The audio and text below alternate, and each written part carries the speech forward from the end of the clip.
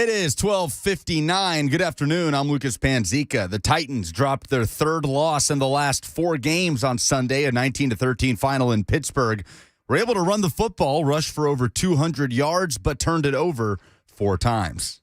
McNichols shifts into the backfield. Steelers come with pressure.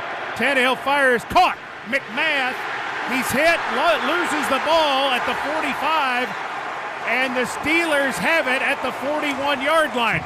That drops the Titans to 9-5, now the 3rd seed in the AFC. The Chiefs sitting at the top spot. It's just a 1-game lead for the Titans over the Colts at the top of the AFC South. Monday Night Football doubleheader tonight. The Raiders-Browns game was moved from Saturday to today due to COVID. Browns still with 11 starters on the COVID list, as well as head coach Kevin Stefanski. That game a 4 p.m. kickoff this afternoon. And tonight in the NFC North, it's the 6-7 Vikings at the 4-9 Chicago Bears for Monday Night Football. The Preds have won 7 straight, but will be shut down until after Christmas due to COVID-19. The next matchup coming a week from today against the Dallas Stars. For all your foundation repair and waterproofing needs, visit USSTN.com. Breaking news at once on your home for the Titans and Vols. This is 104.5 The Zone.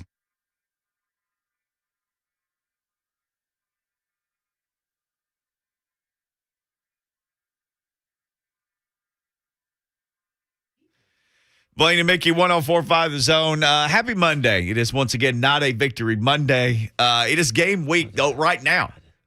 So just like the Titans, all of you got to flush what happened yesterday. So hopefully, you watched the film on the plane and, then you just came home and started to get ready for San Francisco. We will do this, though. We were on pretty late yesterday evening. We were taking your phone calls on the Lee Company Titans Talkback program, Blaine Bishop and Kevin Dyson and myself, and we took I don't know how many of your phone calls. We'll take them today. You want to keep talking your way through this game, through what happened? 615-737-1045. Mark Spain Real Estate Hotline is wide open, as it always is on this program. We love hearing from you. We know you're processing your game grief from yesterday. I think more of you are just mad than anything. I think there's a lot of anger. I mean, people are mad. People are upset because the Titans kind of set them up for these expectations, and then all of a sudden, kind of peed down their leg a little bit. Oh, yes, they did. With some fumbles and drops and everything else. So in a game where, you definitely were the better team, a good example of how the better team doesn't win when you turn the football over. Defense dominated. I mean, man, I hadn't seen a dominated game like that in a long time from the Titans. And, man. Just imagine just one of the turnovers back, and that's why I always go back to the fumble snap, because that's not supposed to happen in the National Football League. And I know Tannehill talked about it a little bit, that they haven't had that happen since he's been here. That's a terrible time. Yeah, and again, that there was the one.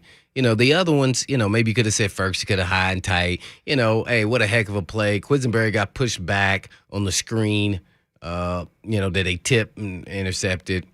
McMath trying to make a great effort, staying alive, trying to, get a first down. So I have a little bit sympathy for the effort plays of those turnovers, but the fumble snap is unacceptable from some veteran guys like that. So that's the one I can't live with. But they're supposed to win that game. I mean, I would put the Steelers' offense,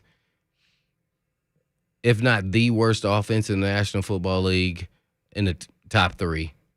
It's just they're not very good offensively. They can't run the football. They have to rely on Big Ben, who's not the Big Ben of old. They have some talented skill guys, running back, receivers, but their offensive line no so good. Yeah, they dominated them. So that's that. Good teams don't lose that game, regardless of the turnovers. Mm-hmm. And, the first time we lost to the Jets, I'm trying to think of, bad record teams. It's like, they slipped that one away. They didn't do well in the red zone. Mm-hmm. Then who was the other team? No? Texans. Gotta win that game. And then we come back and then lose to a team like this.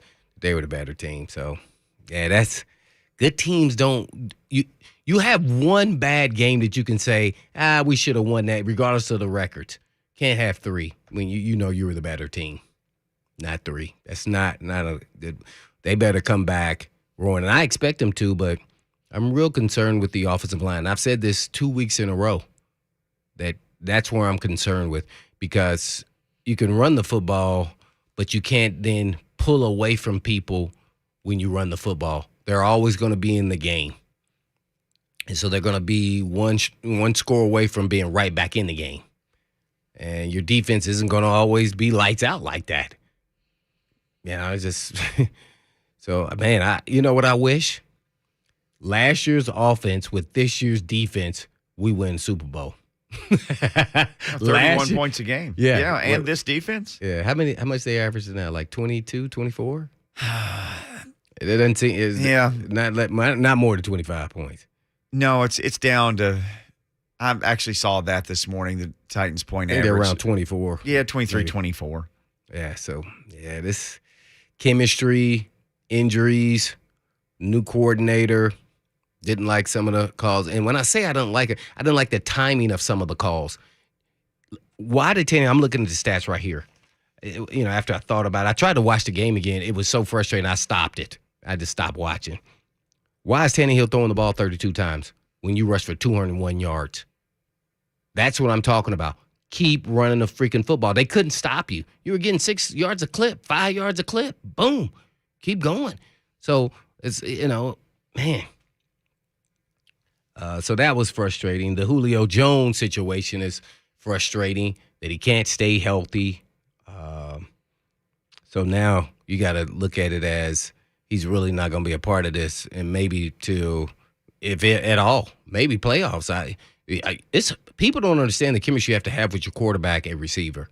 You can't just line up out there. This is not high school, and just throw the ball. You're better than him. No. So the Julio stuff is all right. Let's move forward with the guys we got, which is a whole bunch of journeyman, workman-like guys who you can get by a game or two with, but then to think that they're going to be the number one guys, nah, it's not going to work. You got to give Westbrook-Akina and everybody else a lot of A for effort, but just, there's just not quite, the type of talent you need there to be successful as a 1 or a 2. So there's a lot of frustration going around, I'm sure, but man, this one hurts. It stings.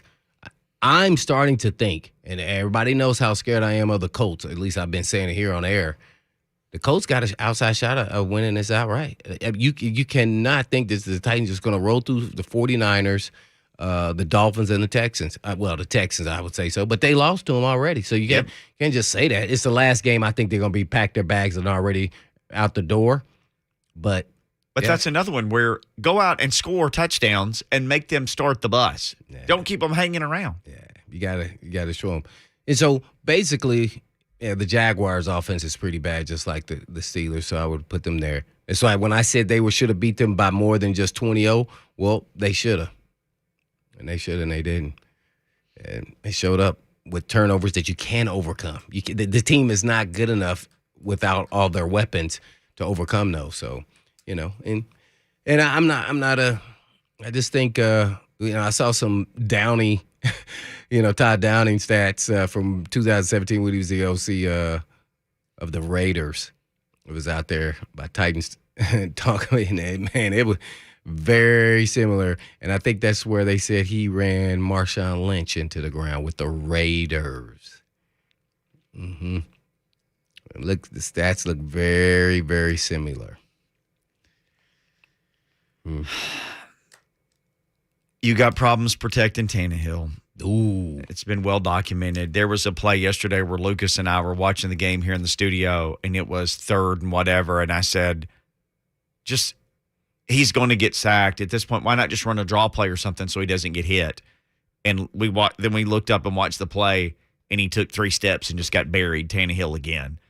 Instead of running some type of – it's okay to punt sometimes. It's okay just to punt and not lose more yardage. Sometimes it's okay to just run a draw or something and let Tannehill not take a shot. And I don't. And you can get away with that on the road, too, Yeah. by the way. You know, they would boo it here if you're here Right. at home. But you're trying to preserve, the lead and everything else. So I completely agree with that. You know, it's funny. I'm glad you talked about it because it brings about – sometimes I feel like Tannehill could throw it in the dirt, but it's the competitive nature in him that we can get it done. So then it looks like he's forcing things to happen. And then some things he just can't control. I mean, even if they're in I'm going to call it 2 tight ends, 2 receivers, and a 1 back. I know it's 12 personnel, but some people don't know that that's 12 personnel. Seems like they're always in that. They still were not doing a great job protecting. No. And so then you don't even have that many guys in the routes. So you're not getting good protection out of it, and you're not even getting a lot of guys out on the routes. So, not unless you have a talented group of receivers, which they don't at this time. 2 number ones or 1A and 1B, and an elite tight end. So people get to see now what chemistry means on offense. Corey Davis, Jonnu Smith, and A.J. Brown. New coordinator. And so when things get tough, then all that has to come together. Mm-hmm. And so a lot of moving parts, and the offensive line is not playing up to snuff. Yeah, yeah. I could say, I think LaJuan gave up 1 sack. I think that's the only time I really saw him on a bad snap. I don't think he may have gave up a pressure, but that was it. No, it was more Quisenberry on yesterday. the other side. Did he give up 2 sacks? Yeah, Quiz struggled a more than handful anybody. of pressure. Yeah. Oh my! And who was the Brewer? Ugh. He got bulldozed on the first play. Brewer got brewed. Yeah. Oh man. So the offensive line. So man. But running the football. Oh, they were getting 5-6 with my man Foreman. For the people who are saying, why don't you just run something similar to what the Patriots did when they won a game against Buffalo on a windy night and just say, okay, then we're just going to run it till you stop us. Yeah. That's been said on this radio station. It was said last night. It's been said on social media. I think it does make you wonder if you're running it for 5 yards a clip, do you at some point just say, okay, let's just run it till they stop us? Yeah. But they kept sticking a screen pass in there, sticking something else in there. We was trying to show variety, but that's when I kept on saying, why? Yeah. Just keep doing it till they stop it. Right. They didn't look like they were making any adjustments. No. Yeah. Well, we're going to just keep hammering you then. It was amazing how many first down plays the Titans ran for 4, 5, 6, 7, 8, 9 yards.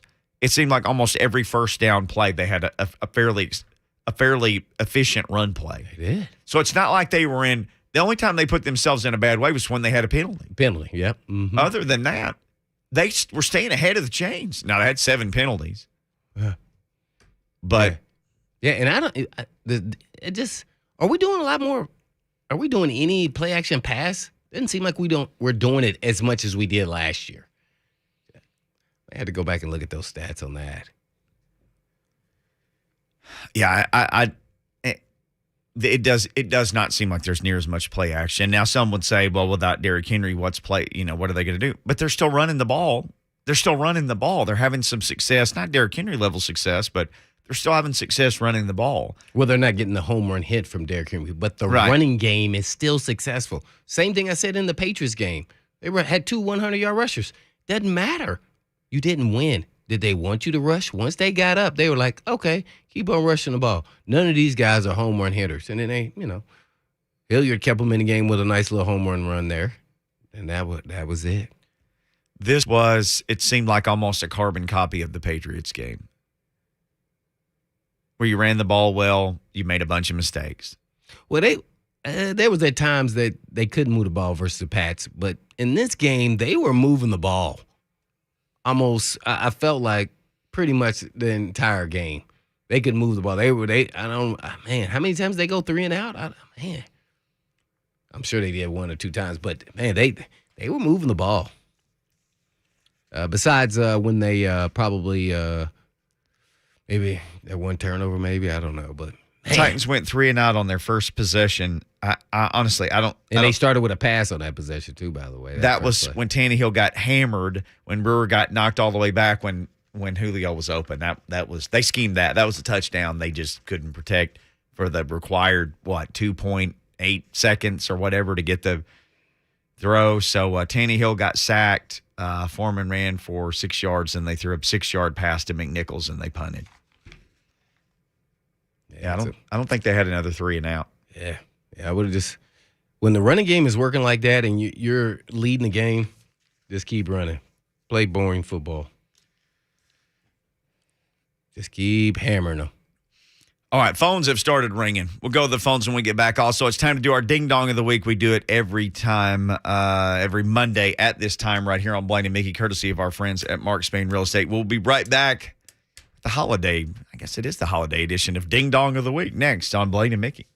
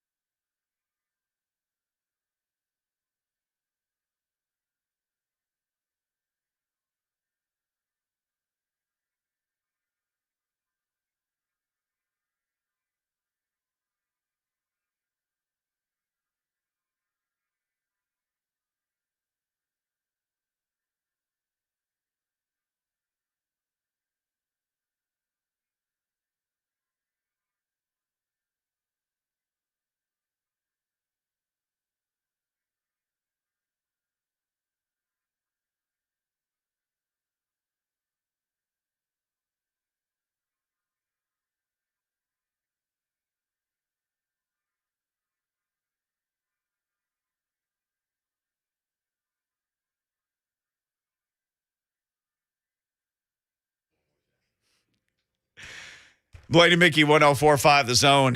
Hitman in his Christmas mood here. Got on his red Santa sweatshirt today. Yeah. I mean, it's in the spirits. Is that Ball State red?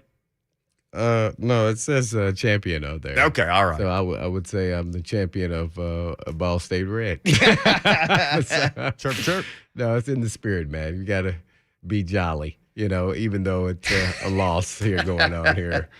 It's hard. It's hard, man. It's hard because, actually analyzing, because I feel like that's what I do best, analyzing the game, but also the fan in me, being a former Titan, that I want them to win every game, and I want to be right on the edge. So I'm just like a fan to a certain extent in cheering for them and getting frustrated with what they do.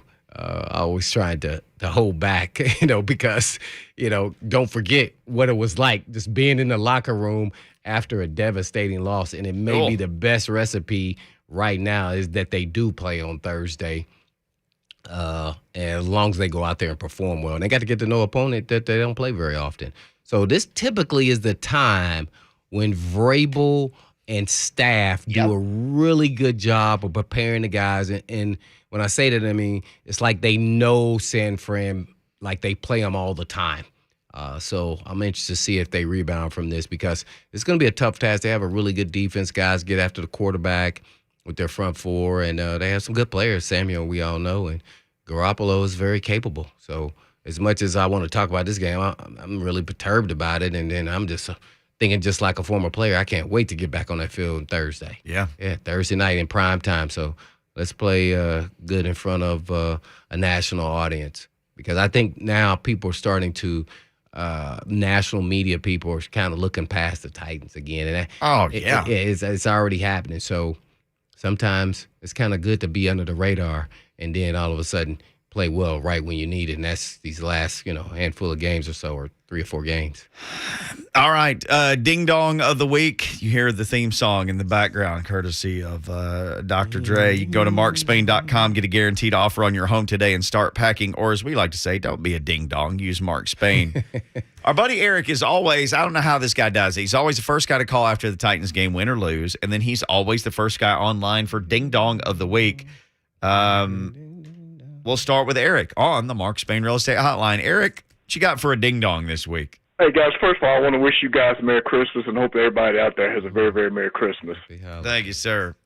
Hey, guys, right quick, before I get to my ding-dong, Blaine, I agree with you about running the ball. I give you 2 prime examples. Remember a couple of weeks ago against the Buffalo Bills, what did the Patriots do? They had over 40 rushes for 226. Mac Jones only threw 3 passes, and they won. And I remember the playoff game for the Titans a few years ago against Baltimore Ravens, the number 1 seed. I think Tannehill only threw 12 passes. What do? We dominated them. So if it works, until they stop it, keep doing it. So that's what we should have done yesterday. Guys, I hate to do this, but my ding-dong has to go to Ryan Tannehill. Why? I remember a few weeks ago when Taylor Lewan said after the 4-interception game against the Texans, this is my guy, I'm going to ride or die with him. I was with him until yesterday's game and that fumble, and here's why. When he fumbled the ball, what did he do? He didn't immediately dive in. He didn't really try. He just basically hesitated. And I heard a couple of people saying after the game, well, he just made a business decision. I said, what are you kidding me? We win and lose as a team. You win and lose as a team. If he throws a pick, I expect him to make a tackle on that play. I've seen kickers and punters make tackles on guys that were going to run for touchdowns after plays. You can't say on the one hand, well, we win a team and lose as a team, but then say something like, well, quarterback, you can't get him hurt, or you can't get kickers or punters hurt. They could go out to get hurt, get tackled on the kick or throwing a pass or pick or just whatever. You cannot do that. You can't do what Cam Newton does. You play to win the games. I guarantee you, Mike Tomlin nor Bill Belichick, if they see a quarterback or punter kicker doing something like that, they're going to yank him out of the game. They're not saying, well, a quarterback make a business decision. You're going to make the play. If you fumble the ball, you're going to fight your tail off to recover the ball or stop a guy when he's making a pick, make a tackle. Because I guarantee you, Tomlin nor Belichick is going to be happy with something like that happen. You tell me if I'm wrong. Guys, take care. Man, rack Eric's ding dong. So that was a very well thought out. There's a lot going on there. Give him just piano music, soothing piano music. With that. We, Lucas is still learning the board, man. There's all kind of crap in there now. So I'm like, man, woo, better you than me, man. AF on Twitter after AF. 5. After 5 says after ding dong of the week, as every week, is the replay officials. And I'm not talking about that play that ended the game. I'm speaking in general. Oh. There's several posts from after 5 about the replay. Refereeing's a tough job, but man, it has been so glaring. I still here don't these understand last 2 years that just man, it's been some games I go, man. I mean, certain calls, it's like, remember I always talk about you can't lose contain? Well, certain calls you just can't miss. Right. I mean, like, it's right there in front of you. I mean, The unnecessary roughness call yesterday against Fulton when he hit Freiermuth, when he just tackled him. oh, I still don't. I still don't understand what happened. People were tweeting me last night. I have no and idea. A friend called me and said, "Can you explain that to me?" I said, "I have no idea. I have no explanation. Maybe Yeah. Lucas does." He didn't even hit him in the head or anything, did he? He just tackled him. He just tackled him. Talking And I about think Big Jeff? No. They hit Fulton. on Freiermuth by Fulton, where then he got finished that by. that one was questionable. What did he At do? best. He didn't do anything. They felt bad that the tight end got hurt. That's what happened. It felt reactionary to the injury. Yeah, exactly. Yes. Yeah, it wasn't, the Simmons I can kind of get. I get He hit what- him below the knees. They're Yeah, always they're going gonna to call that whether every you time. get blocked. Yeah, they're just gonna call that. happen. I mean, Yeah. especially you talk about Big Ben. I mean, it's just going to happen now. Tannehill, they might not have called that one. So you just never You hit know. him low or you boop him on the helmet, and they're going to call it every time. If it's above the shoulders or below the knees, right? Even the boop on the helmet gets called now. Yep. Still not sure if he kind of got blocked, but the extra effort that Simmons was given, it kind of makes threw it look him more into. right. Yes, he was just going as it hard was- as he it could. It was a catch-22. He's So gotten I- punished for that a couple times this year. Yeah. Yeah, so I'm not so over the wits of that. But the Fulton was a legit clean hit. He just whacked him, and then Cunningham finished that. Yeah, well, Cunningham's the one that get him knocked out because he hit his head on the ground. Yeah, he cleaned that deal up. So sheesh. Let's get Bill in Lebanon has a ding dong to share. Ding dong. What's going on, Lebanon? Bill? Yes, sir. How you doing? Yeah, we're What's doing going great. on, Bill? Good, man. I think y'all should just rename the award the Herb. For Urban Meyer. Name it after him. That's a good idea, man. The Herb of Herb. the week, or whatever you want to say. But mine is Dan Orlovsky, or however you say his last name. On Yeah, what did it say? ESPN. He's a nice guy. Come on, Bill. What did Dan do? say? I Yeah, like this is it. the guy, remember, that ran out of the back of the end zone when Yes. he played for the Lions? He didn't know where he was at, okay? So, Yeah. saying that, because so he's on the TV saying, okay, by the way, did I not just watch the Saints beat Tampa Bay 9-0? Uh-huh. So the Saints have a pretty good defense. Yep. He's on there just bad-mouthing my Cowboys about how their offense isn't good enough and all this stuff, and they're not a good enough team. And, all they did was score 27 on the Saints in New Orleans. They've had 3 road games in a row. Win. Like, division games are always different. You never know what the score is going to be. So he's my ding-dong of the week. Shut up, Dan. Yeah, Bill just slamming Dan Orlovsky. So Dan Orlovsky's the Urban Meyer winner of the week right now so far. Should we make it like Mark Spain and Urban Meyer both sponsor the Ding Dong of the Week? Well, we can't add it to the sponsor. You but do it can the be added to double the like ding-dong. the Urban Meyer Ding Dong of the Week brought to you by Mark Spain Real Estate. Maybe, I think that's fair. Urban could have made it again this week with his interview with Ian Rappaport. Or he basically said, he's one of my ding dongs this week. What did he say? He basically said he got fired because the world is soft now. That you just can't. Oh, I saw that. I just ignored that because he just said that. What the heck are you talking about, man? I mean, you better adapt to the soft world then. I'm sorry. People were interpreting it as him saying, I can't even be a giant. Well, it rhymes with bass roll anymore. I can't even be that anymore because people are so soft. I can't be this horrible person now because people are soft. So he's saying he can't be a tough son of a gun because People are soft or whiny and oh my, he you yelled kicked at your me. kicker, yes. It's Well, you adapt to the new world. you got to adapt or die. Yep. Greatest example, Saban. He hated spread offense. Now they run it better than anybody. And you've talked about this just from watching and knowing football. You told me a long time ago, People are looking at how the offense is adapted. Say, look at the people he recruits on defense now. He used to want the biggest, baddest dude. He's changed everything he does. The whole thing has changed. Yeah. Yeah, and he's at the first. He's first and foremost up at the front of that. Yes. So that's NLI. Hey, my quarterback's gonna make $1 million this year. Speaking of Nick Saban, the last time my man Tom Brady was shut out was against the Dolphins, and Nick Saban was the coach.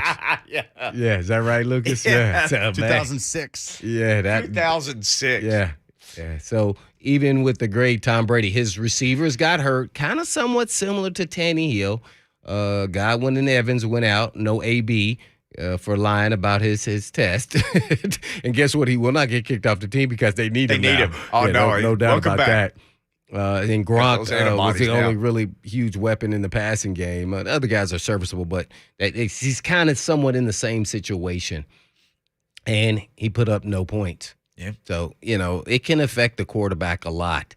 I'm kind of, giving Tannehill not a full pass, but, the screenplay and the drop fumble, I can't get around either one of those. That was a good play by the guy, but I think Quiz got to do a little bit better there too. But my ding-dong, I'm bringing that all up is because I still feel like my man Todd Downey was a ding-dong. I don't see any reason why Tannehill should have threw the ball 32 times in this game. They could have Belichick in it all the way in this game until they proved that they could stop us from running the football. I'm going to say that. Timely bad calls for me. You can say it every game, but this is why they lost. And besides the turnovers, which is a lot. They ran for 201 yards. 4.8 yards per rush. Yeah. 4.8. So if I run it 3 times, I got first down. And then some. And I'll throw a little pass in there every now and then. You throw a curl out. Oh, and another part of the ding-dong is, offensive coaches and coordinators put in, they script their plays to a certain extent. There's always adjustments. Script in, and now he's not in the lineup. But I said it 2 games ago. Julio got to touch the ball the first 2 or 3 series. I'm sorry. Matter of fact, I really feel like he should touch the ball the first series.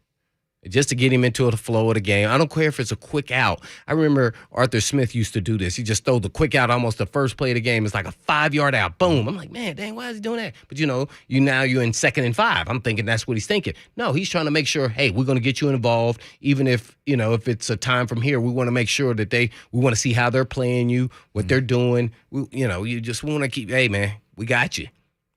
So I think he understands that a little bit better than Downey. Well, maybe a lot better. I think because there's no rhythm and flow to the play calling. You get exposed when things like this happen. And when I say that is because you're supposed to be calling for the next play and the next play and the next play, setting up a play. When I think they just say it's 3rd and 6, and he goes and just looks at a playlist and say these plays will work on 3rd and 6 versus defense, whatever they call, and he just picks one, and it's not any rhyme or reason to the actual play call. Because even if it's incomplete, you want to say, well, we got to see what they're going to do there, and now we're going to do this next time. Mm-hmm. And I just don't feel like that's there. Let's we'll get Lucas in my ding dong in just a minute, Joe's, and then we got a whole bunch of. It could be because you just don't have players that can, big time playmakers out there, and Westbrook Akina got to catch that ball. Yes, yes, he does. It hit both of his hands, both of his arms, ground, his entire torso, and his leg before he hit the ground. Oh man, it's like it was stuck to him, and he just repelled it from himself. Let's get Joseph in Smyrna wants to share a ding dong with us. Hey, Joseph, tell us about your ding dong. Man, I got ding-dong for Trevor Lawrence, man. What do you got to lose? Throw it to the wide-open fan in the end zone. What play is he referring to, Trevor Lawrence? We were watching the Titans. What happened? He dropped his own mic. Throw it to the open man in the end zone. They struggled. Yeah, a lot of people expected maybe they would get that bounce back yesterday. They got bounced by the Texans. Yeah, the Texans, they kick return, right? Had a kick return. Yeah, had a 98-yard kickoff return. Davis Mills played pretty well. Yeah, he did. Kind of outperformed the other rookie quarterback out there. I know we got a bunch of other phone calls. It is Ding Dong of the Week. Lucas, would you like to share your Ding Dong? And then I will share. I have a multiverse of Ding Dongs today. I'm like Spider-Man. Yeah, timely. I've got a This was Spider-Man's out. We won't ignore it. We know we got a lot of people on. We haven't forgotten you. I've got a double ding dong going back from Thursday night football to a late afternoon game on Sunday. Okay. Got to go back to Brandon Staley. Still can't believe the Chargers went for it 5 times on 4th down in a game that, especially in the first half, was begging for field goals, and that would have won you the game if you had hit just one of those field goals or attempted just one. And lumping him in with John Harbaugh, who leads the Ravens on a comeback and goes for 2 at the end rather than kick the extra point and send it to overtime with all the momentum. I get it. You're playing the Packers. You don't want to risk giving the ball to Aaron Rodgers. I felt like in that moment they should have just kicked the extra point, sent it to overtime with Tyler Huntley in there at quarterback. Yeah, he definitely evaded my ding dong because I did not. I was watching that game live. I did not. I think he just came in there with a mindset that I'm going to go for it every time, thinking it was going to be a high-scoring game because you're playing the Chiefs, and the game ended up not being that high-scoring like that. It was, I think the final score was 31-28 in overtime, but it was 14-10 at half. Yeah. He had already botched a couple 4th downs, in my opinion. He should have kicked the field goals. That's where you come in with the mindset, and then as the game flows, you determine, this is not the time. You adapt. You adapt. Right. He didn't do it, and he can make up all the excuses he wants to, but those are the wrong plays. And some of he could have went for some of them, but no, not all of them. Yeah, you can't do that. Here, let's get Ty in Greenbrier. We'll share his ding dong before mine. Hey, Ty, what's going on, man? Thanks for checking in to Blaine and Mickey. What's up, fellas? How y'all doing? Doing great. Hey, good. I played just high school football. That's it. But as watching that's the good Titans enough. yesterday, the Westbrook catch. I mean, aren't you taught in middle school get to the first down marker then turn? You get what I'm saying? Yeah, he didn't run a route deep enough. And that's what it felt like. Just not deep enough. You know what I mean? And that's that's been coaching, but that's on you. You can say that's coaching, but go to the 7 yard. Get there. So that's all my ding dong was, man. Get there.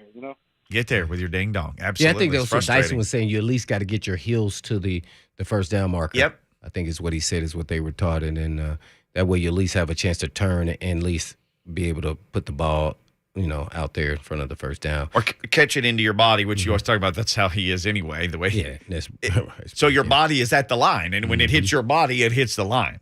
Yeah. And they got a great spot, by the way. Which is a horrible spot. For it to even be an issue. Right. He was a yard short of the line. Yeah, it was on the other side of the line, and he was on the other side. Yeah. So, yeah. Almost a bad call worked in our favor. That would have been hilarious. That would have been hilarious. I've got multiple ding-dongs, like I said. Just Urban Meyer, a ding-dong eternal for basically speaking this soon and saying the things that he said, basically saying the whole world is soft, and that's why things didn't work for him.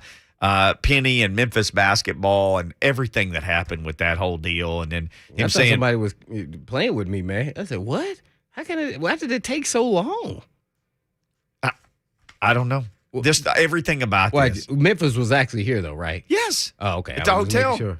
Oh, yeah, Tennessee was warming up. They're taking pictures with fans in the hotel lobby. So it was like an hour before the game? Almost exactly an hour before when tip-off. Lucas was still in bed. I heard earlier today at that time. And tickets for the game. Just everything about it. And him saying, well, my guys told me they were vaccinated. I asked him before the season, and they said, yeah, we're vaccinated. Then I didn't even think about it anymore. Look, I get it. He's a basketball coach. Oh, yeah, he gets a ding-dong. He but lied. that's a ding-dong. No, yes. he lied. Yes, ding-dongery. And here's the other thing. He covering up for the players. As much as I want to see Memphis and Tennessee play in everything because it's fun, keep Penny Hardaway and Rick Barnes away from each other. I don't want to hear any more about them playing as long as either one of them is there. Why is that? I just don't want to because it never ends well. They don't like each other? No. Well, I know they. And Barnes still talking about it. Well, no, they played one time, right? Didn't they? Twice. Yeah. Twice. Yeah. Yeah, they got in a little debate via the media. Yes. Well, no, that's why you have to play it. I know, but they're not going Build to. the hatred. I know. Rick Barnes, as long as Penny Hardaway is there, Rick Barnes is done. It ain't happening. Memphis. Nope, it's not happening. Yeah. Well, this is where the athletic director says, yes, it is.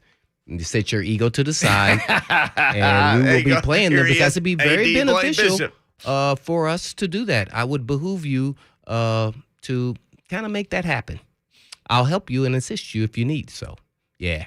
Sometimes you can't let coaches dictate how you're going to run your athletic program. You're over athletic director is over all the sports, and that's how I would approach it. And that's a nice way of saying, hey man, let's think about this a couple days, and then we'll get back to this. You could bring that thing to Bridgestone or play a neutral site game where they just pay you regardless. You could make money every year on the make this game. happen. You could go with, this is great for recruiting. This is a rivalry within the state of Tennessee. Hey, man. Hey, I don't like a lot of the other ADs, but I'm cool with them. We sit in the room together. Yeah. All right. My last ding dong is the recruit who flew from where Indiana to Dallas to have a press conference to say that he was going to have another press conference. It was sponsored by Takis, the hot snacks. You like those things? Every now and then. My stomach don't, but he flew. Was it it Indiana that he flew from? What? He flew from somewhere in the Midwest to Texas to have a press conference, and he got there and he said, I'm announcing in a couple of days. And then he picked Kentucky. He's like 6'8" offensive lineman. But he had a press conference to say he was going to have a press conference, but it was sponsored by Takis. As someone tweeted, he committed to snacks. Hey. All right, we come back. We'll hit the 6'8". phone. Go play at Kroger Field. It adds up. Boom, there you go. We'll be right back.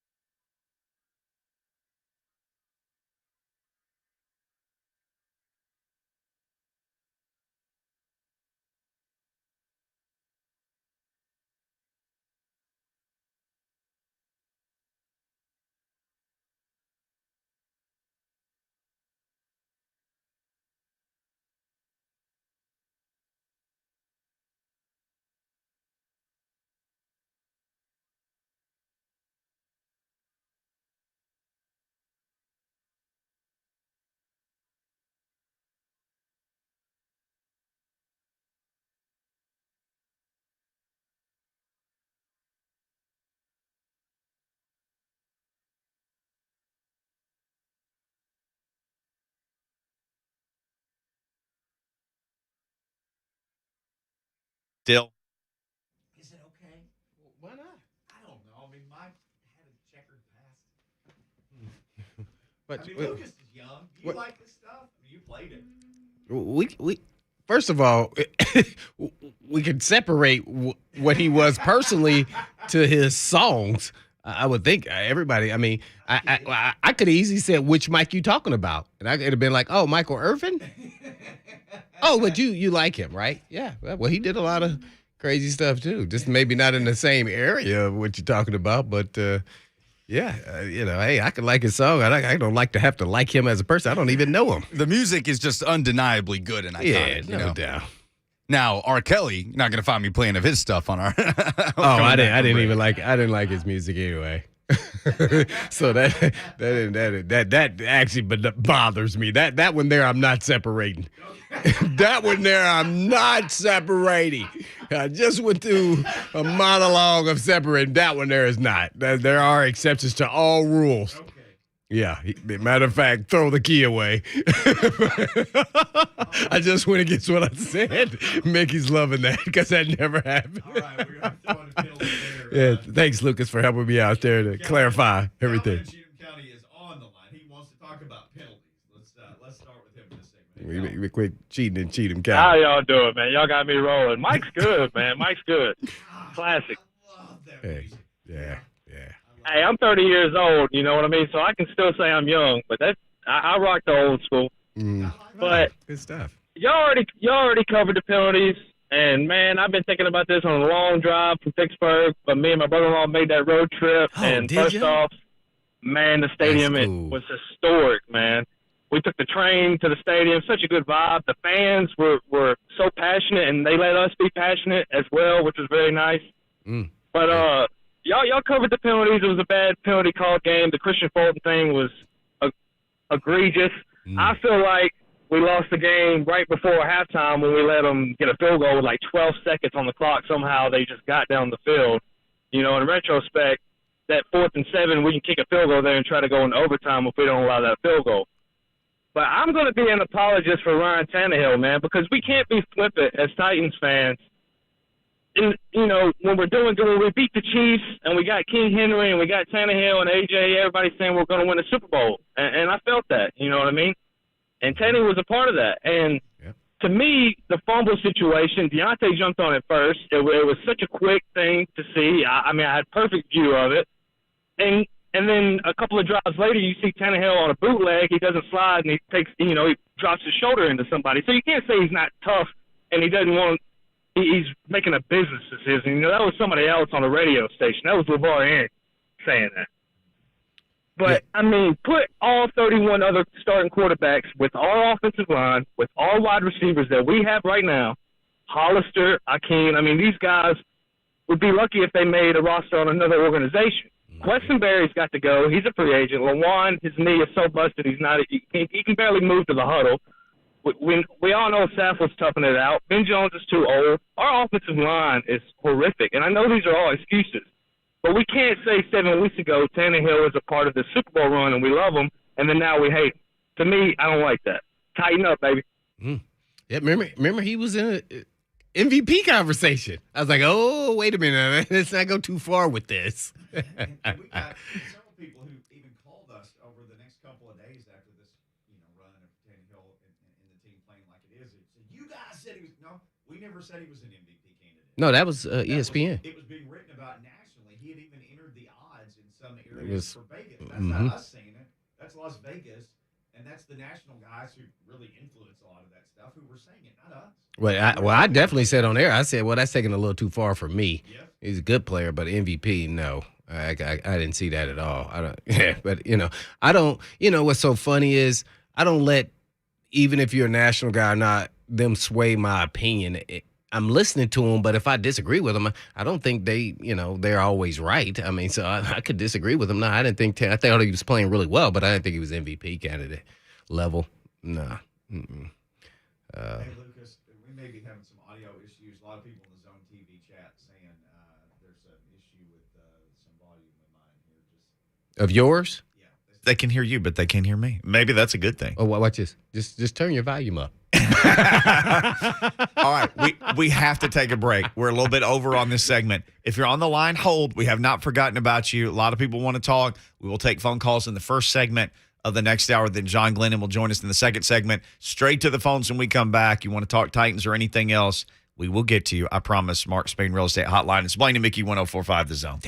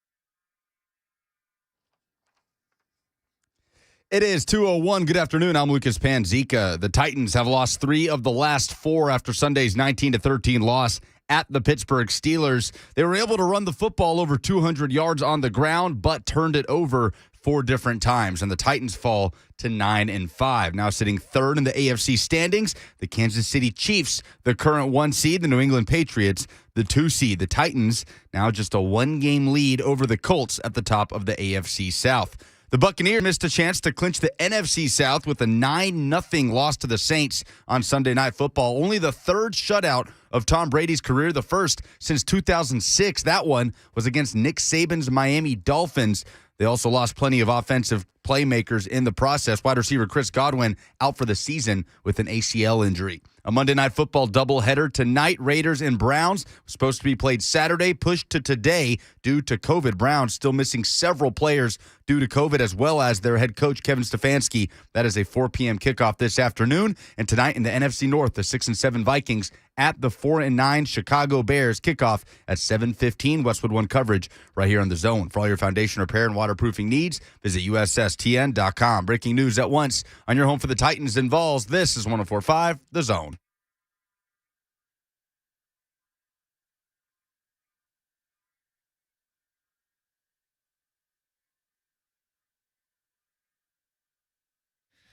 Blaine and Mickey, 104.5 The Zone. Happy Monday to you. Hopefully you are out there and surviving. Boy, a lot of Titans talk today. Y'all are big mad. Big mad. People are mad. They're mad on the phone and social media. Well, they should be. People are mad. I'm mad. My shirt turned red. Oh, I had to go to the grocery store last night and pick up some groceries. People were mad at the grocery store. They're just mad. Titans have lost 3 of their last 4. And in 3 of those games, the 3 that they lost, they have 0 takeaways and 13 giveaways. They've lost, and the one that they won was the game where they played. Blaine has a giant Hulk fist that he's holding a bottle of water in. It's been sitting here for a long time, but that's how mad. You clenched your fist? Yeah, it did. Also, this happened. Yeah. So, and some people are mad at Tannehill, and other people are saying, how in the world could you blame Tannehill? And some people are mad at Downing, and other people are saying, how in the world could you blame Downing? Well, it's everybody involved. And some people are, everybody's mad about the turnovers. Let's just go there. Mm-hmm. They got to the Pittsburgh 8 and 4 yard line and settled for field goals in the first half. Doomsday. Sound like something we've heard before with the Jets. Yep. Let's say that's 21-0. You don't think the Steelers might have been a different – I know they played well in the fourth quarter, especially in the second half. That's a different game. They never even got 21 points the rest of the game. You had your opportunities. 4 turnovers, 1 in the first half, then 3 straight possessions in the second half. You had a turnover. The final one of the day was the fumbled snap by Tannehill. The defense held the Steelers to a field goal after 3 of those turnovers occurred in Titans territory. Another, I guess, was carried there after an interception. The Titans defense held them to field goals after. Well, good no, Titans defense held them every time. Every single time. The only touchdown drive Pittsburgh had was the one with the weird calls. Yeah. The questionable pass interference on screen and the questionable unnecessary roughness on Fulton. And that was just outright straight cheating. I was like, if they keep this up, this is absolutely horrible. And they can't do this. I mean, it was blatant to me. I mean, I didn't, the pass interference, I didn't agree. The pass interference on screen, I still don't understand. Yeah, if they were arm fighting position. Just a tiny bit, and he turned around. Yeah, it was great play by screen. Man, I can tell you one thing. I did that 50 billion times and they never called pass interference. So, you told me you hit people's hands to take their stride to slow them down. Oh, yeah. Yeah. Hit their arms. Yep. Hit their arm or hit their leg, and I want to disrupt their timing of their stride frequency so I could keep up. Yep. When you start running with these speed guys. Now, he was in the red zone, so it was only so far they could go.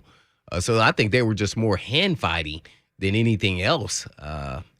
Not, him trying to mess up his frequency and his stride. And so, yeah. Oh, yeah. That was clean. That's football. That happens all day. Even in the league now where they penalize the defense for looking at people, I don't think that was a penalty. The one on Big Jeff, we talked about this earlier. They're going to call that every time. It was great effort by Big Jeff, but he hit him below the knees pretty hard. You can't do it. Tough one, but yes. It's tough. Big Jeff plays hard. He got blocked. That combination of things it put him there. And the Fulton hit, no. Nope. It was really Cunningham's hit to the ground and it hit his head. But man, maybe if they would have called it on Cunningham, but they knew that was clean. Everybody saw that. Yeah. That's what finished him. And there was, unfortunately, it was a tough hit. It was a legal hit, and the guy got injured. Yeah, that happens sometimes. People on the phone. Let's get Frank first because he wanted to talk about that Fulton penalty. Frank in White House will lead us off in the second hour. Okay. Frank, welcome to Blaine and Mickey and the Mark Spain Real Estate Hotline. How you doing? Good, guys. Thanks. First-time caller, long-time listener. Just wanted to give a shout-out to Blaine Bishop, my favorite Titan. Ooh, thank you. Yeah, so good choice. You got my check, huh? Yes, sir. Yes, sir. Just in time for Christmas. If you guys go back and you look at that call against Christian Fulton. Yes, sir. They showed a replay where you were looking at both face masks. Did they touch? And the helmets did collide. It was a ticky-tack foul. I mean, I played football my whole life. I've had my bell rung so many times it's not even funny. But, yeah, I mean, if you go by the rule of the game, they had to call it. But he's not defenseless, though, there. He's a runner with the ball. But still helmet to helmet. Yeah, helmet to helmet. I know, yeah, they can't. Wow. They probably barely kissed. And it was barely. I mean, his helmet barely even moved when they made contact. It was so fast, though. I don't know if the referee on that boy. Yeah, he did. Ooh. Boy, Fulton, man. I mean, he gets me a little jacked up. He plays with some intensity that I really like. It's like a control rage type deal. He's aggressive. He's physical for a corner. For a guy his size. Yep. Oh, man, his technique is, man, we all know it's gotten a lot better this season. And, man, he's going to be pretty good. Oh, he took a huge jump in the second year. Sure did. And didn't even play that much last year. Right. He put in work, man. He put in work. And started inside last year and only got to play outside at the end, remember? Just to drink water at the end. Yeah, that's when he started showing little signs. I was like, whoa. Hey, I don't want to be inside. Look at me out here, though. Yeah, he was like, man, this is a lot going on in here in the preseason. Like, hey, this. I think he has the repertoire now. There's a lot of things to learn in that slot, man. Yeah. You really are the linebacker / safety / corner. And nickel, that term is, man, you're much more than that now because everybody was running 3 wide. So you got to be out there to kind of do it all. Mm-hmm. And then in some schemes, you become a safety, whether you're disguising and you go half field. Like, whoa. Whew. Man, boy. Let's stay at the phones here. RJ and Phoenix up next. Hey, RJ. Oh, in Phoenix. Hey, what's going on, fellas, man? Happy holidays to y'all and anybody who can hear my voice. I want to piggyback off something y'all was talking about earlier as far as the run game and keeping it going. Mm-hmm. Coaches love cliches, and the oldest cliche I can remember is, if it ain't broke, don't fix it. Mm-hmm. You know what I'm saying? In my mind, the turning point of the game, man, this is when I knew we was going to lose the game. Uh-huh. Okay, it's fourth quarter, about 8 minutes left. It's 3rd down and 2. I'm sitting talking to my partner. I said, run the ball twice. Run it here on 3rd. Yeah. If we don't get it, run it again on 4th down. What did we do? We threw the ball. It got tipped and intercepted. And that was the straw that broke the camel's back, man. We was running it down their throat. I mean, first down, we was getting 8-9 yards. He threw a pass on 2nd. It was incomplete. And threw it again on 3rd. You run the ball, man. Yeah. So I think it's a little bit of the play calling, a little bit of the line. The receivers are gone, man. The 2 things as a quarterback that you rely on the most is your offensive line and the guys who catch the ball. So get up off Tanny, man. He's doing a great job. That's all I got. Thank you, RJ. Oh, that's what I wanted to add to the ding dong. Right All the people saying we need to get rid of Tannehill. They need to just stop that right now. Stop. Now, do we need to start getting prepared and looking forward to the future here in 2 or 3 years? Okay, but no, you can't. Tannehill's. He's tough. I mean, we just saw the best ever Tom Brady struggle last night. Put a donut up, 0 versus the Saints. I'm not taking anything away from the Saints. Great defense. We saw him live and in action. And your boy Davis running the show from Arkansas State, but he gave him a donut. That is hard to do. I don't care if AB, Evans, Godwin, they still had capable people out there. What RJ was talking about. It was 13-13. Yeah, I remember. It was the start of the fourth quarter.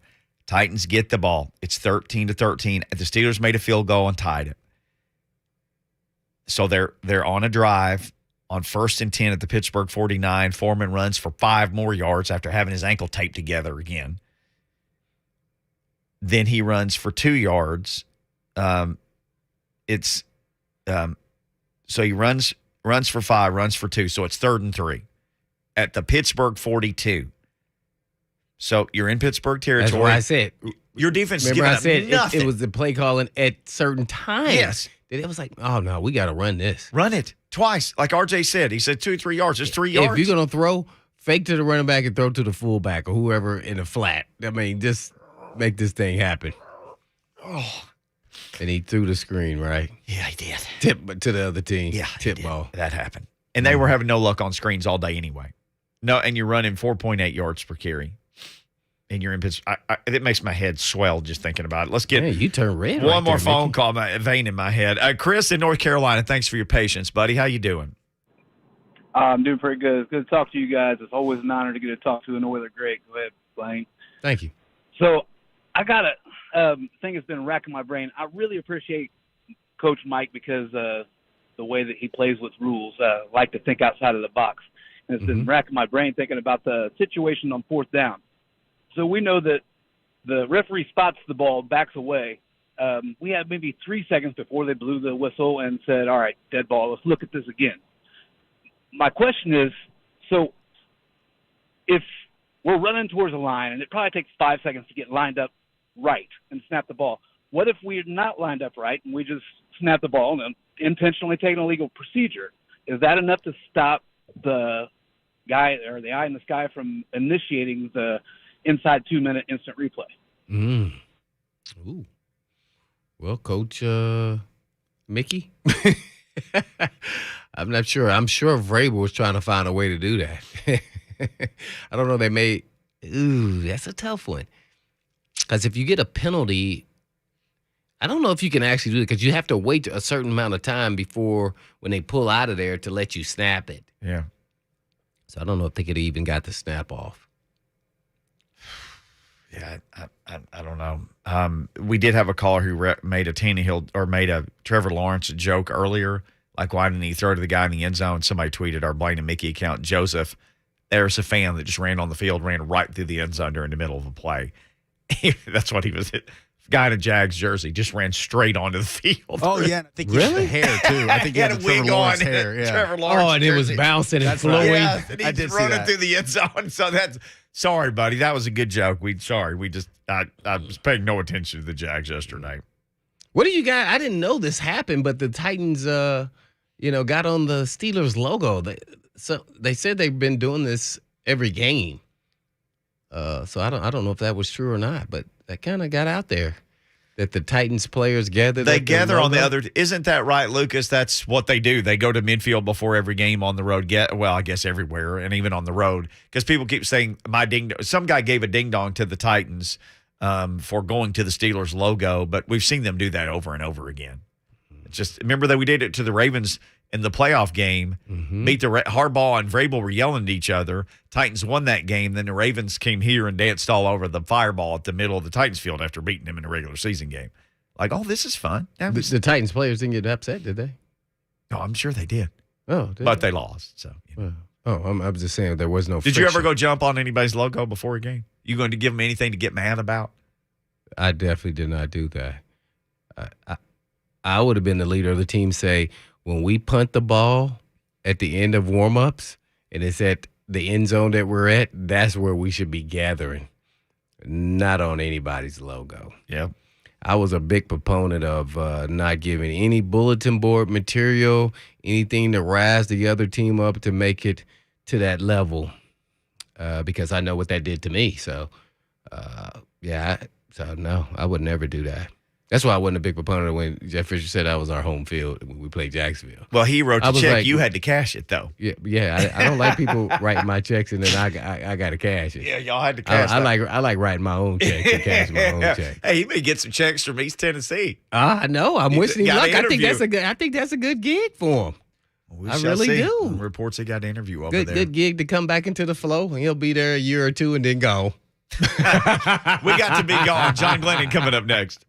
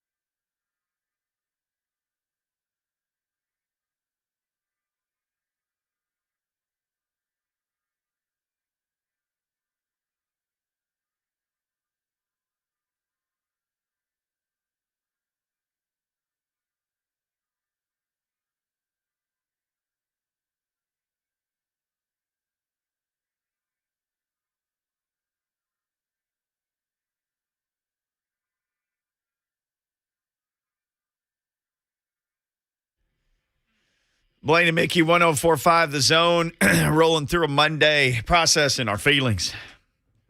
Titans lost to Pittsburgh Steelers 19-13 in the Steel City yesterday. Let's try to continue to process our feelings. We're joined now by John Glennon, Sports Illustrated, covering the Titans at Glennon Sports on Twitter. Glennon, you covered every one of these teams. I know it's the Christmas spirit, but have you ever seen a Titans team on a more generous streak of handing the other team the ball than what they're on right now? Ooh. It's really incredible, and you think you run into these games every now and then. Usually, it's a fluke here and a fluke there, but boy, this has really become the pattern, unfortunately, for the Titans, and it's really too bad because as strange as this might have sounded, going into the season, the offense doesn't have to be doing a ton to win these games the way the defense is playing. But they do have to do better than, giving the ball away 4 times a game and 3 and 4 times a game on a regular basis. Well, this has brought people out of the woodwork to just spout every crazy thing. So we've got everything from, fire Tannehill and cut him to you name it. So let me ask you, let's put on our realism hats here for a second. If it's a mix, let's say that you got to find the right mix. Where do you fall in the right mix of Tannehill versus his surrounding cast and how to share the blame for literally they've scored 13 points in 3 of the last 4 games. They've lost every one of them and had 4 or more turnovers. Yeah, it's outrageous. I think there's plenty of blame to go around, honestly. You look at the game yesterday, the very first play, Julio Jones is open. He's running deep, and Ryan Tannehill said after the game he saw him, would have loved to have thrown to him, but had no time. He was buried, and he was sacked. So, then you look at Tannehill's passing yardage and the lack of touchdowns. Well, was that necessarily Tannehill's fault? No, not completely his fault. And was it his fault that Nick Westbrook-Akina couldn't bring in that long pass, that there was a huge gain and potentially even a touchdown? No, probably not Tannehill's fault. I think Nick Westbrook probably should have had that. So, I guess if you're looking for any kind of silver lining in the turnover department yesterday, at least the running backs didn't fumble the ball. That was the issue, a couple weeks ago against the Patriots. So they've made baby steps in that regard, but they are right now, 25 giveaways for the season, which is second only to the New York Jets, and that is not company you want to keep really in any category. John Glennon, our guest, covers the Titans for SportsIllustrated.com. Well, JG, I know you watch it, the games from a media perspective, but how painful once the second half started there or in the fourth quarter was it when you were watching the Titans game saying, "Uh-oh, this doesn't look good. I don't think they're gonna win this game." Yeah, even before they were down. Right. It just seemed like the everything was going the Titans' way. The crowd had nothing to get into. They had nothing to cheer on. It was kind of dead, in Heinz Field. And then, just 3 straight possessions, 3 straight turnovers. I think it was, a span of 10 plays, 3 turnovers. And, again, credit the defense. They didn't give up any touchdowns after those turnovers. It was just 3 field goals and I think a total of 2 first downs maybe. But, yeah, the more the Titans turned the ball over, you could see that confidence and the excitement building in the Steelers and building in the crowd as well. And, yeah, you just got that idea that the way things were going, it was going to be very difficult for the Titans to score any points. And sure enough, shut out in the second half and then, still looking for a victory. Am I being too critical here? They passed 32 times, and I think they ran 42 times for 201 yards. I've really felt like at times, especially there in critical moments, they should have just kept running the football. What were your thoughts? Certainly had a ton of success, running the ball. And to me, that's kind of one of the interesting things that we have seen as the season has progressed. Instead of falling off the map running game-wise after Derrick Henry, this has been, still a very good rushing team. they did run into some situations with penalties and with sacks that they got behind the sticks at times, and they had to throw the ball. But right now it's a situation where the more they can run, the better off they are, because they're just having trouble, passing the ball with anything more than kind of that dink and dunk strategy. They can't get the ball downfield. Either Tannehill doesn't have enough time, or the wide receivers aren't getting open, and these are, not the top flight receivers for the Titans either. So, yeah, the more they can run the ball right now with Foreman and company, certainly the better off they are.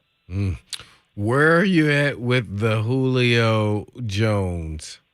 Bang or bust? I mean, what are your thoughts? I mean, is he going to have any impact during the regular season at all? Gosh, it certainly doesn't look like much. Again, and it's always the hamstring, and the hamstrings generally, will take at least a couple of weeks to recover from. So I would find it extremely surprising to see him play, Thursday on a quick turnaround, and you even wonder about a couple of weeks, and at some point, you just wonder, is it worth it? If you get A.J. Brown back, that's certainly going to fill a big void. And, do you stick with Julio Jones even if he's out for 3 or 4 weeks and you're looking at a playoff situation, or do you try and get another warm body in there, another guy who can get passes, maybe a Golden Tate? I think that's a question that has to be raised, especially now with Julio Jones injured again. Well, we saw Zach Cunningham out there. It looked like he, for the first game, he's, I'm sure he made some mistakes along the way, but he still looked pretty good out there. I would agree with you. I was a little surprised to see the starting inside guys be Cunningham and Rashaan Evans. I guess I thought if Cunningham was going to start, I thought it might be Cunningham and Jayon Brown, kind of two, different skill sets in there. But, they were both Cunningham and Rashaan, I thought, were pretty effective for the most part. Cunningham winds up with team high 6 tackles in there. And Mike Vrabel said today, maybe there was as you referenced, maybe a few mental slip-ups, that are pretty understandable considering he's only had a few practices. But he's a pretty tough guy in the middle. And boy, that defense, that Titans defense, is getting so hard to run against right now. They're up to number 2 in the NFL against the run. I think they're just like a yard less than the Ravens in terms of yards given up on the run. So boy, the defense is doing all kinds of things well. And again, as strange as it sounds, you're saying if the offense could just be average, the Titans would be in pretty good shape right now. Man, did they look good. They were flying around like bumblebees out there. They look really good. We're on with John Glennon from SI.com. John, what do you think the holdup is with Golden Tate? They say certainly, okay, it's a guy who has to get in condition. Maybe it's a guy who has to learn the offense. But, let's be honest here. It's been a month now since he was signed to the practice squad, and a veteran guy like him, you would think, A, that he's been able to pick up at least enough of the offense that he could play, and B, that he's in shape enough now to play. So, to me, when the passing game is kind of gasping for air as it is right now, I kind of ask the question, can you afford to have both Cody Hollister and Racey McMath in there? I know both those guys are good blockers and both are good special teams players, but can you do maybe without one in order to give Golden Tate at least a chance in there? I mean, it would be nice to see a pass completed, more than 10 yards down the field from time to time. And don't you at least have to give Golden Tate a chance if you signed him? I mean, let's look back at Adrian Peterson. Nobody necessarily expected the world from him at his age, but at least they gave him that chance anyway. They signed him and said, all right, get out there and show what you got. Don't you do that with Golden Tate? Isn't there the reason that you brought him aboard the practice squad anyway? As I say, I think if your passing game is really struggling as it is right now, then maybe it's time to give him at least a chance out there. Blaine has brought this up several times with the timing of A.J. Brown, and now others. I saw Dan Graziano had brought it up nationally. I think he's an ESPN guy, basically saying the fact that it's a Thursday, maybe it just doesn't ultimately give A.J. Brown enough time, that extra 3 or 4 days that would have given him a full another week. Do you think he plays? Because it certainly doesn't seem to be trending that way. Yeah, if I had to put money on it, I might shy away. I agree with you. I think if it's a Sunday game and he gets those 2 or 3 full practices in, maybe it's a different story. But obviously, you got to remember he's been on injured reserve for a month, and you can't practice obviously when you're on injured reserve. Yeah. So it's tough to throw a guy right back out there, and really on maybe it's like a half practice, or 1 full practice maybe, and expect him to turn things around. You probably want to get a better look at him for one thing through a couple of practices. And it just seems like a kind of a forced job. So I would probably think A.J. Brown, is a next game situation, but you never know. We'll see. Well, I know they could use him. John Glennon, our guest here at Glennon Sports on Twitter, SI, Sports Illustrated, covering the Tennessee Titans. Yeah, definitely, JG. You can't speed up an injury just because there's a game date moved up or it's earlier than normal. But to my point is, when do you think the turning point in this game was when the Titans seemed to have full control of this game? I thought maybe one of the biggest points, I think, was, and if I'm recalling my timeline correctly, game is tied 13-13. You're still thinking the Titans have been outplaying them, out possessing them. You still kind of felt like things would work out for the Titans. And I believe, if I'm recalling my specifics correctly, that was when Tannehill threw the interception. Yeah. That set up Pittsburgh deep in Titans territory and ultimately led to a field goal. And all of a sudden the Titans are playing from behind for the first time all game and obviously never came back. So, you could pick out probably any of those 3 turnovers in that 10-play span. But to me, that might have been the real big one. Not a backbreaker, not something you couldn't come back from, but again, that sort of tilted things and gave Pittsburgh some life and kind of forced the Titans to play from behind. Well, with John Glennon from SI.com, and one more for me. I know there were a lot of questionable calls out there, but what were your thoughts on the Simmons Big Ben call, below the legs? I mean, was he blocked into him? I kind of want to agree with the referees. You just can't, but he was crawling, giving great effort. I didn't see it clearly. Yeah, I kind of lean towards that being a decent call, actually. Mm-hmm. I think there was some, he was certainly pushed in that direction, but still, 9 times out of 10, if you hit the quarterback in a diving, tackling motion below the knees, you're going to get called on that. So, I think Jeffrey Simmons probably has to find a way not to, make the play that he did, either come down on the side of Big Ben. And it's so hard, if you're a defensive lineman, you're looking for a sack, you're right there, and you're doing everything you can. But to me, that I would, I'm kind of okay with that call. I was a little bit more questioning of the really both calls on Christian Fulton during that the Steelers touchdown drive. I thought it was kind of a shoulder-to-shoulder hit that they called the personal foul on. I didn't think it was a particularly bad hit. And the interference that brought the ball down to the 1. I've seen far worse let go by officials either. So those are the 2 that kind of were more questionable to me, I thought. Well, one more real quick. I know Mickey's going to probably ask something about this game. What do you think is going to happen here in the 49ers? Are the 49ers favored in this game already? Did I see that? Sounding? Yeah. I was a little surprised.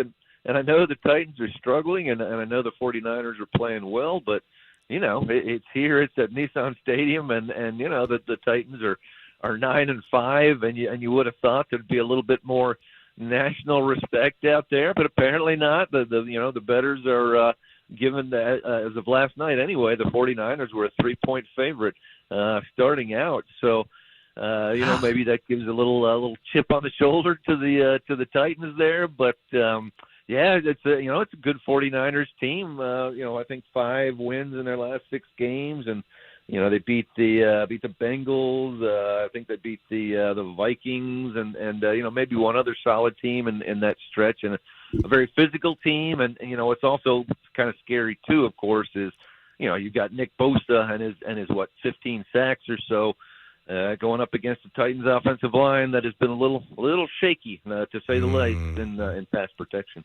Well, with John Glennon of SI.com. Yeah, JG, that was it. Was just going to bring up, I'm sure that Nick Bosa is literally having sugar plum fairies dance in his head, dreaming about going against his Titans offensive line right now. I think he's tied for the league lead in quarterback hits over the last 5 games. Yeah, and again, it's a little bit of a puzzle to me because I thought they were much better last year in terms of pass protection. I thought David Quisenberry had an especially tough game yesterday. If you look at not only but what your eyes saw, but then like the Pro Football Focus numbers too. I think he wound up surrendering 8 pressures and 2 sacks. And the Titans only gave up 16 pressures altogether, so he was responsible for half of them per PFF. They're going to have to find a way to give him some help, whether that's a tight end chipping or a running back chipping, because I think the Titans, are fortunate so far in that Tannehill has absorbed a lot of hits, a lot of sacks, and has continued to bounce back up, and he's been very, very durable in his Titans tenure. But you just wonder, the more times he gets hit and sacked, one of these times, you wonder if he's going to be able to jump right back up again. So you're kind of crossing your fingers if you're the Titans right now. Well, we're always crossing our fingers, hoping that you'll call us, JG. Always great to catch up with you. At Glennon Sports on Twitter, anywhere you consume Titans content on Sports Illustrated. Thank you, sir. Happy holidays, buddy. Appreciate it, Okay, JG. same to you guys. Thanks so much. Yes, sir. John Glennon right there hitting us up. All right, we asked this question on Blaine and Mickey Twitter. What was the worst part of Sunday's loss? You have weighed in on this. We will share some of that content with you when we return. Blaine and Mickey, 104.5 The Zone.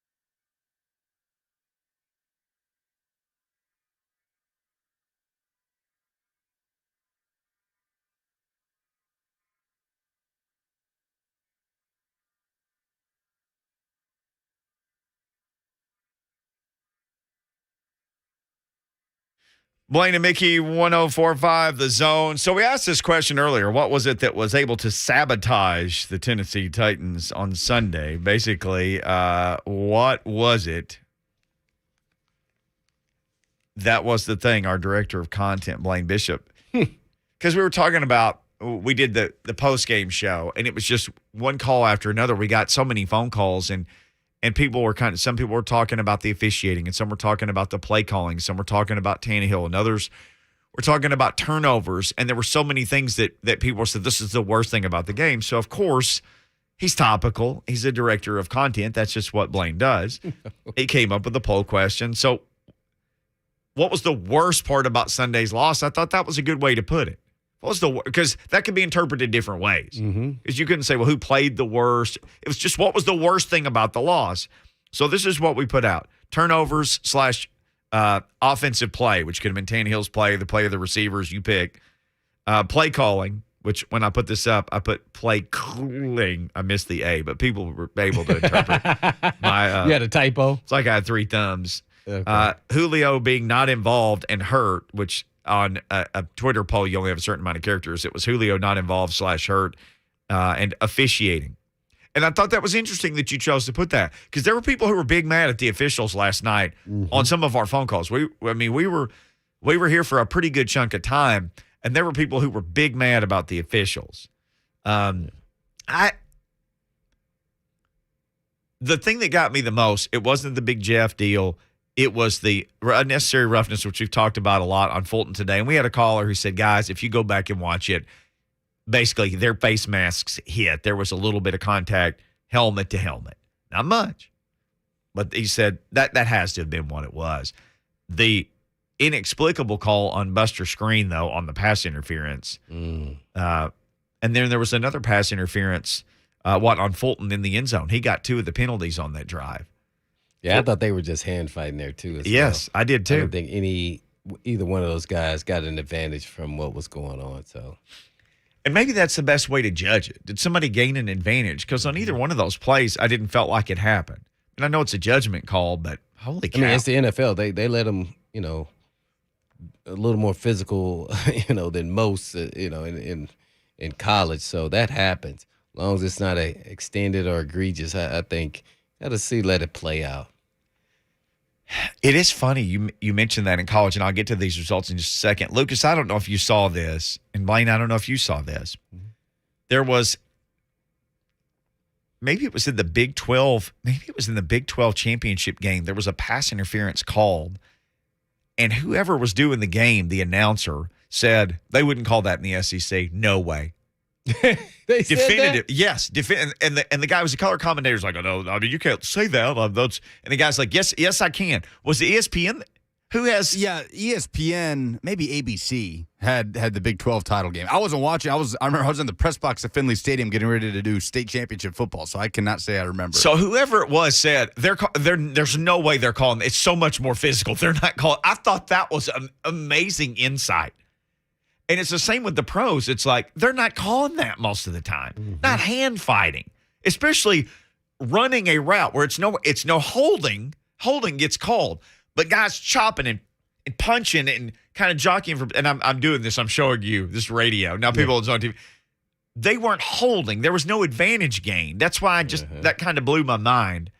No one's stride even broke. They were going stride for stride. I mean, basically, to me, this is why I say those things is because if you're going to call that, then you can call a whole bunch of things, and every time the ball is thrown, I mean, man, people are touching each other, so there's a line, and they get discretion to really make that judgment. So if I was a referee, which is a tough job, I would try to say who's really gaining advantage. If I feel like both guys are actually joshing for, hand placement, everything else, so they can get an advantage, I think it's even. I'm gonna let it slide. I'm really big on when the guy's going up for the ball. You can do it. If I was reffing, not unless it's real egregious and it's up high early. If you're going up for the ball and all of a sudden the guy grabs you or tries to hold you or does something to keep you from going up, then I'm a call it. But if it's you're pushing him and I'm pushing, I can't tell who's pushing who. Then let's just keep this going all the way down while the ball's in the air. Yeah. Well, that's kind of how I would play it. I mean, we it's a big boys league now. I mean, he's got to do something that kept you from trying to catch it, or even the other way. Because every time I look at pass interference, sometimes I've seen some DBs go up for balls and they get their jersey grabbed because they saw the ball better than the receiver, right? Because they were in a bad position, and then they pull them and they never call it. And I'm like, well, the guy has to work both sides of this now. If the DB gained an advantage and then all of a sudden the receiver pulled him and kept him from intercepting the ball. Because you're not going to call, some of them say, oh, I'm going to call pass interference. No, you're not going to call pass interference on the offense. You should just give a penalty. You should give a penalty. They don't do it. A lot of responses on this poll question. We'll give you these on the way out. What was the worst part of Sunday's loss? Officiating just got another vote as we were sitting here. Officiating was fourth place, 5.1%. Play calling gets 5.4%, which somebody responded to that, Tim, and said, how in the hell is play calling not getting more response? If we run the ball, we're up 21-0 at halftime, and we just continue running in the second half, we probably win 27-0. It was third in this poll, though. I was reading his quote. That's why I said the HE double hockey sticks word. Julio gets a 6.1% for being hurt and not involved. 83.4% say what I say. Turnovers. Did them in. Yeah.